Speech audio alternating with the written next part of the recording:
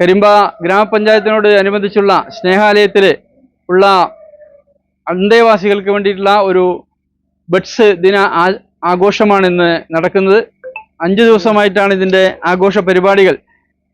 ഇവിടെ ഈ സ്ഥാപനത്തിലേക്ക് വരാൻ കഴിയാത്ത ചില കുട്ടികളുണ്ട്. കഴിഞ്ഞ ദിവസം ഞങ്ങൾ അവരുടെ വീടുകൾ സന്ദർശിച്ചിരുന്നു.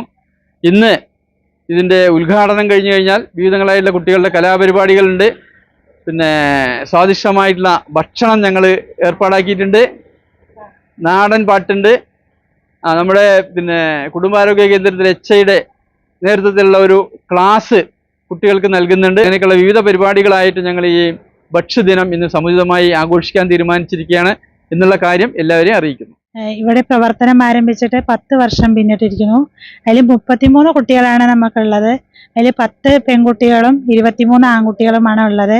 ബഡ്സ് ഡേ എന്ന് പറയുന്നത് കഴിഞ്ഞ വർഷമാണ് ബഡ്സ് ഡേ ആയിട്ട് ആചരിക്കാൻ തുടങ്ങിയിരിക്കുന്നത്.